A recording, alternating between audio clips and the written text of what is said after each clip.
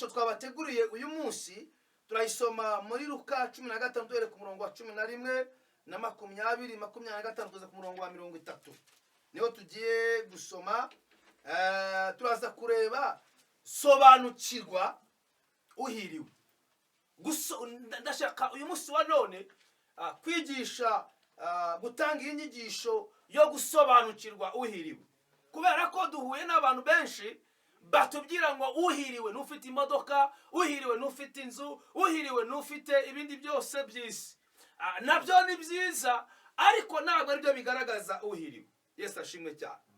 Reka rero dusome, dusaba umusomyi wacu ahari dusomere n'ijwi rirenga, kandi ndabizi ko muraza kubyumva, ndagenda nanjye dufatanya. Luka 15 guhera ku murongo wa 11, umugani umwana w'ikirara.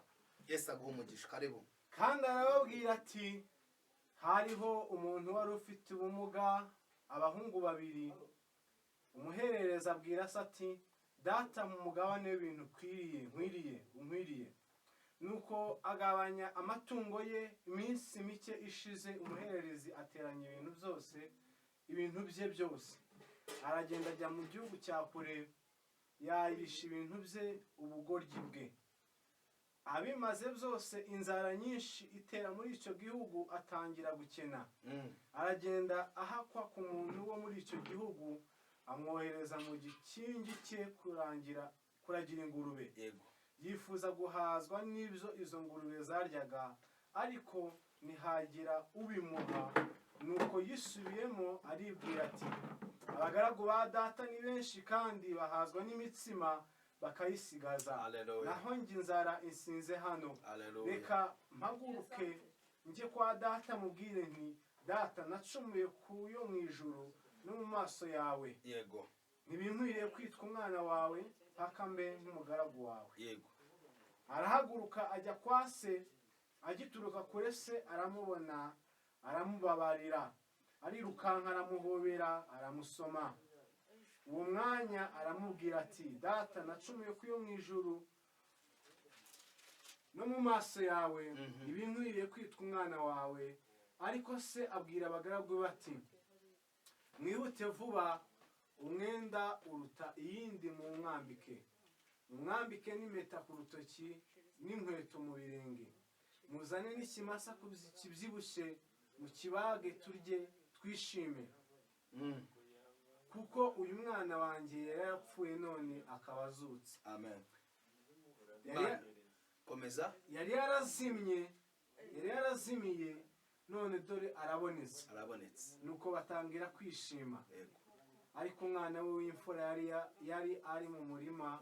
Amaze kuza, ageze hafi y'urugo, yumva abacuranga n'ababyina.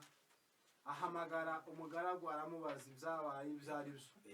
Aramubwira ati, murumuna wawe yaje, none so yamubagiye ikimasa kibyibushye, kuko amubonye ari muzima. Amen.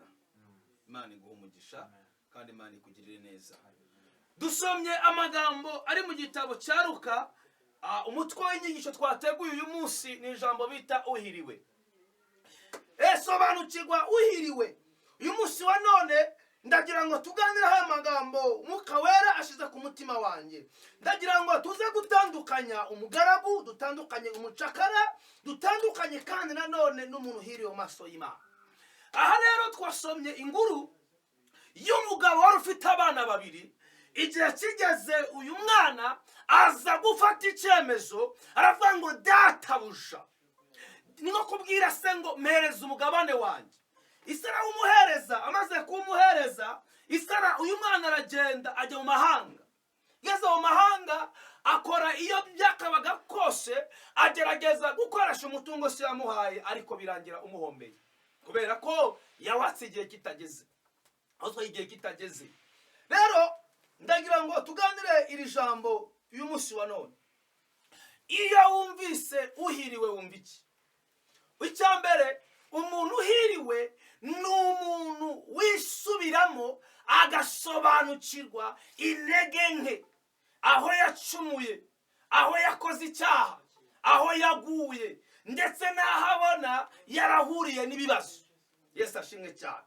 Uyu mwana twamubonye agenda, anezerewe, twamubonye agenda atwaye imitungo yose, twamubonye agenda atwaye umugabane se yamuhaye.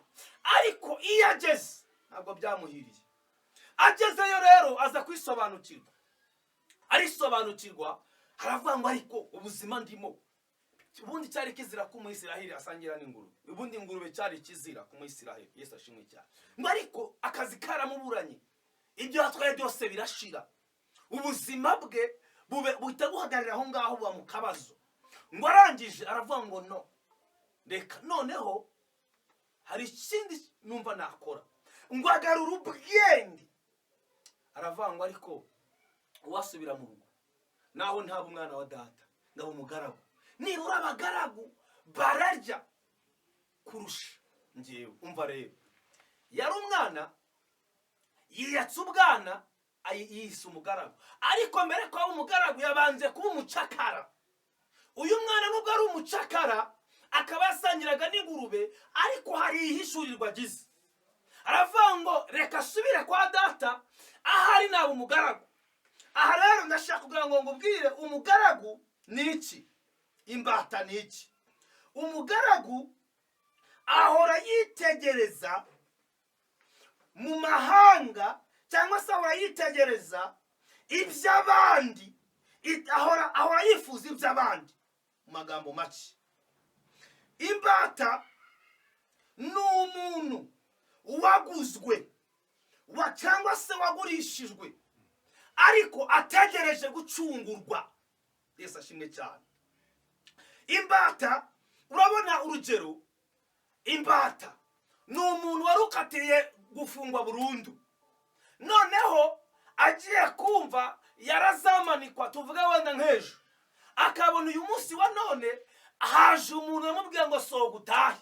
Mu by'ukuri ibyaha yakoze byari ibyo kumuhana burundu, ariko habonetse umucungura. Ndagira ngo mbwire abantu bari kunyumva, nje nawe twari imbata, ntabwo twari abagaragu, twari imbata. Ariko Yesu araza adukura mu bubata, aduhereza kwitwa abana nyakuri. Haleluya. Nje nawe twari twaraguzwe, nta gaciro twari dufite. Agira ngo wumve neza, umwana nyakuri agirana ubusabane na se. Uyu munsi wa none ndi umwana nyakuri kuko mfitanye ubusabane na data, ariko nta mugaragu usabana na se, nta n'imbata isabana na se. Singira imbata, singira umugaragu, ndi umwana mu rugo. Uri umwana mu rugo. Yesu ashimwe cyane. Uyu mwana amaze kwisubiramo, amaze gutekereza, amaze kubona ko akwiriye kuza kuba umugaragu. Ise ntabwo yamwaciye nk'umugaragu. Icyambere, bafashe umwenda mwiza w'igitare, umwenda w'umweru barawumwambika, bafata impeta nziza barayimwambika. Ahubwo dore imbata ni umuntu wabaga kwa se ariko atazi uburenganzira bwe. Ubu hari abantu babana na Yesu ariko badafite uburenganzira kuri Yesu. Icyo ni ikibazo kigoye cyane. Ngo uriya mukuru we ngo avuye kuragira, ngo asanga iwabo hari ibirori.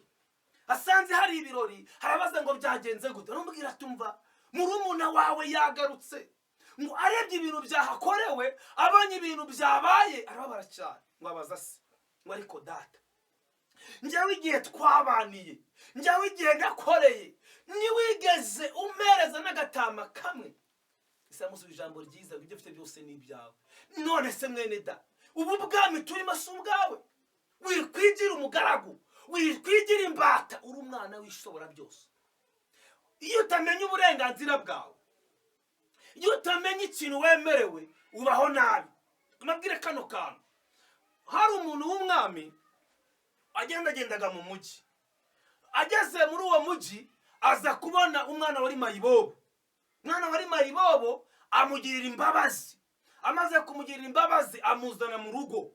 Amuzanye mu rugo, umwana bamuhindura ubuzima, baramwogosha, bamukuramo imyanda, ndavuga imicafu yari afite, barangiza bamwambura umwambaro mubi, bamwambika umwambaro mwiza, baramusiga, bamuha igitanda.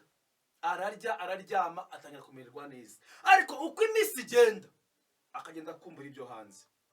Umunsi umwe asimbuka igipangu, akumbuye kujya hehe mu kimoteri, akumbuye kujya hehe ku muhanda kuba mayibobo, ntabwo anezejwe no kuba ari mu rugo kwa se, ahubwo aracyashaka uburyo yava mu rugo agasohoka hanze. Dufite abakristo bamaze kwakira umwami n'umukiza, ntibamenye uburenganzira bwabo, imitima yabo iracyari hanze. Reka ngubwire, ntabwo ukwiye kuba imbata, ntabwo ukwiye kuba umugaragu, ukwiye kuba umwana mu rugo. Uyu mwana byarangiye yapfuye, ariko mu by'ukuri yari yazanywe mu rugo. Niki kiri gukura mu rugo? Kubera icyo uri kuva mu rugo mwene data, Yesu ashimwe cyane. Mukuru waje ararakara cyane, ariko isa mubwira ngo ibyo mfite byose ni ibyawe, nushaka kujya ufata ibi, nushaka kujya ufata ibi. Yanyibukije undi mwana. Hari umugabo w'umupasiteri yari afite abahungu babiri, noneho umwe ntabwo yakundaga gusenga. Igihe kimwe rero arasaza, amaze gusaza afata ibyangombwa, afata ubutaka arabugabanya, arangije afata ibyangombwa by'ubutaka abishyira muri Bibiliya, abihereza umuhungu umwe, afite ibindi abihereza undi muhungu. Ariko wa wundi abihaye, urumva ntabwo yimuhaye bigaragara, Bibiliya yari ifunze nko kubafata iyi ngiyi gutyo ukayifunga. Amubwira tumva rero wa mwana wanjye we, ubuzima bwawe bwose buri muri Bibiliya. Umwana arayitegereza, muri Bibiliya gute se? Ajugunya hariya. Isarapfa, imyaka iba myinshi, wa mwana baza kumwambura bwa butaka. Igihe kimwe abona asigaje finale, aravuga ngo data yambwiye ko ubuzima bwanjye buri muri Bibiliya. Ajya kuyegura yaruzuye ivumbi. Mwene data, Bibiliya urayisoma, ufata umwanya wo gusoma ijambo ry'Imana, ufata umwanya wo kongera kwiga mu mutima wawe, cyangwa nawe wabaye imbata, cyangwa uri umugaragu. Ariko ndagira ngo ubwire ngo uyu munsi wa none ntugomba kuba imbata, ntugomba kuba umugaragu, ugomba kuba umwana mu rugo.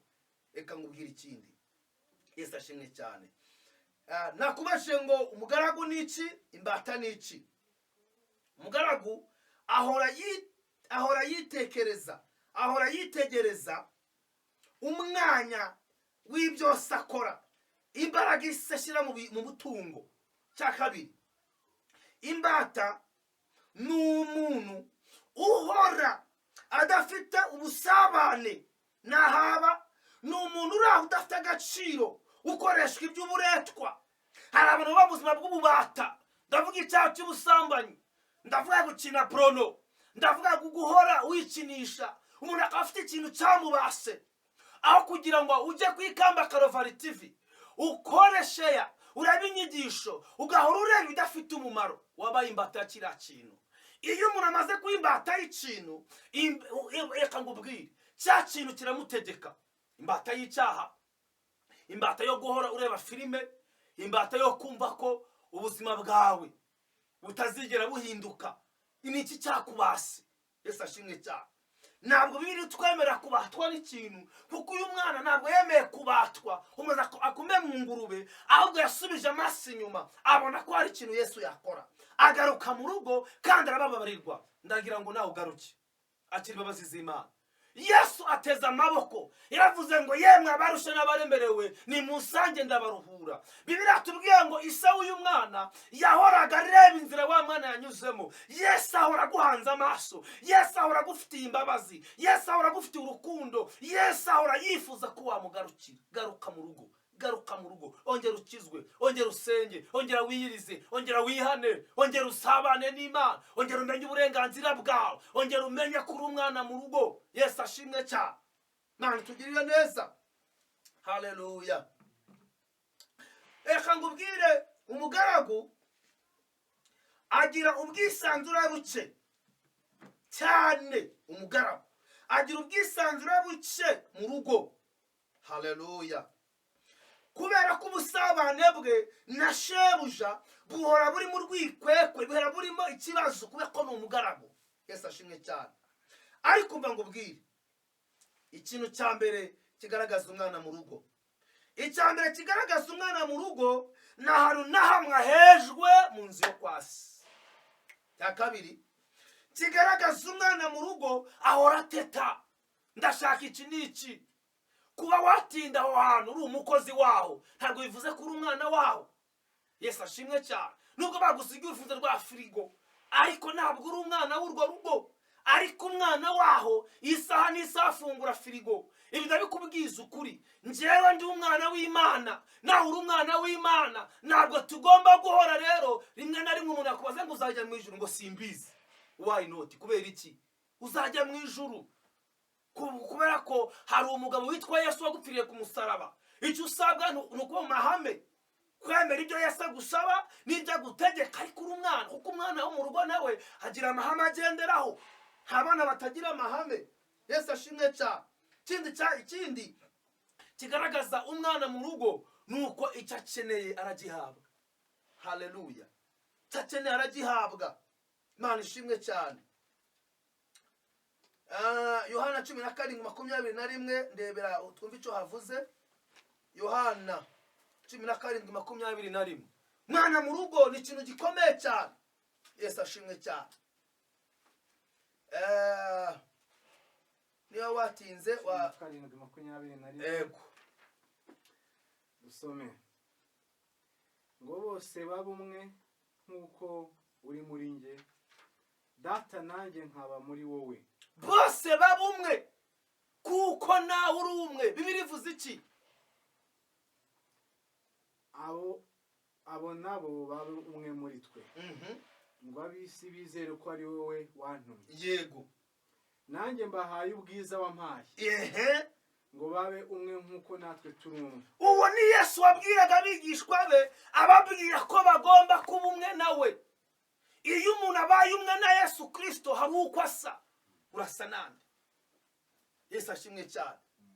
Ndebera Matayo 14:13 kugira ngo dusenge Imana. Sobanukirwa uhiriwe. Nuwasobanukiwe uwo ari we muri Kristo Yesu. Nuwasobanukiwe icyari cyo mu Mana. Nuwasobanukiwe akamara afite iwabo. Sobanukirwa uhiriwe mwene data. Urahiriwe niba warasobanukiwe uriwe muri Kristo Yesu. Niba waramenye identite yawe, ukamenya icyo yaje gukora, ukamenya impamvu Yesu yagiye ku musaraba, ukamenya impamvu Yesu yakubiswe ziriya nkoni, kwari kugira ngo nje nawe twamburwe umwenda w'ububatwa, umwenda w'ubugaragu, twambikwe umwenda wo kuba abana mu rugo. Bibiliya ivuze iki? Yesu abyumvisha arahava, agenda mu bwato ajya aho abantu bataba kwiherera. Yego. Abantu benshi babyumvishe bava mu midugudu baramukurikira baca iy'ubutaka. Yego. Yomotse abona abantu benshi arabababarira. Yomotse abona abantu benshi arabababarira. Ikigaragaza umwana mu rugo kwa se ahorana imbabazi. Yesu cyamuranze mu buzima bwe bwose yahoranaga imbabazi. Ndabaye cyane aho umuntu atakigira imbabazi mwene se, aho umuntu asigaye birambwira ngo umuvandimwe abiraho gukura abavandimwe mu makuba no mu byago. Ni gute Imana yakuzamura ukiga abavandimwe bawe? Ni gute ushobora gukizwa ari wanyu ntubabwiriza ubutumwa bwiza? Yesu aguha umugisha. Komeza. Abakiriza abarwayi. Yego. Umunsi ukuze abigishwa be baramwegera bati ahangaha nihagira abantu none umunsi urakuze.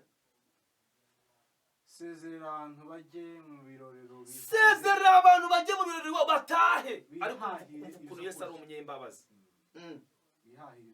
Bihahira ibyo kurya. Yesu yavuze iki? Yesu arasubiza ati nta kibajyanayo. Yego. Muba rimwe mubagaburira. Ni gute umuntu aguhungiraho ntumugaburire kandi uri umukristo? Ni gute umuntu agusaba numuhe kandi uri umukristo? Yesu ashimwe cyane. Nk'ubu ndiho ndasaba inkunga ku muntu uwo ari we wese wadutera inkunga kugira ngo turusheho kwaguka mu gutanga izi nyigisho. Yesu ashimwe cyane. Kandi uratwumva, ndagira ngo icyo washobora cyose waduha inkunga kuri iyo nomero ubona aho ngaho, waduhamagara. Erega inkunga yawe irakenewe mu bwami bw'Imana. Yesu ashimwe cyane. Erega iyo nomero wayitangiraho amaturo, erega iyo nomero wayitangiraho icya-10, erega iyo nomero wayihamagara tukagusengera, kuko Yesu Kristo ni umunyembabazi. Yesu ashimwe cyane. Ngo arabagaburira, bararya barahaga, batahana n'umwe washonje. Yewe nageze wawe bigenda gute? Imana ibaha umugisha. Nari kunyigisha ivuga ngo sobanukirwa uhiriwe. Uhiriwe arangwa n'iki? Arangwa n'imbabazi. Uhiriwe arangwa n'iki? No gukunda bene se. uwo murokore nyakuri twakagombye kumubonaho imbabazi, twakagombye kumubonaho ishyaka, twakagombye kumubonaho iterambere ry'umwuka, kwaguka, twakagombye kumubonaho guhora yifuriza abandi iterambere, ukareka amashari. Yesu ashimwe cyane. Ukareka amashari, kuko Imana yo mu ijuru umugambi gufiteho ntabwo ari umugambi mubi, ni umugambi mwiza ku buzima bwawe. Habeho n'aho abantu bavuga ko batagushaka, ariko Yesu agufiteho umugambi. Ndagira ngo dusengane Imana.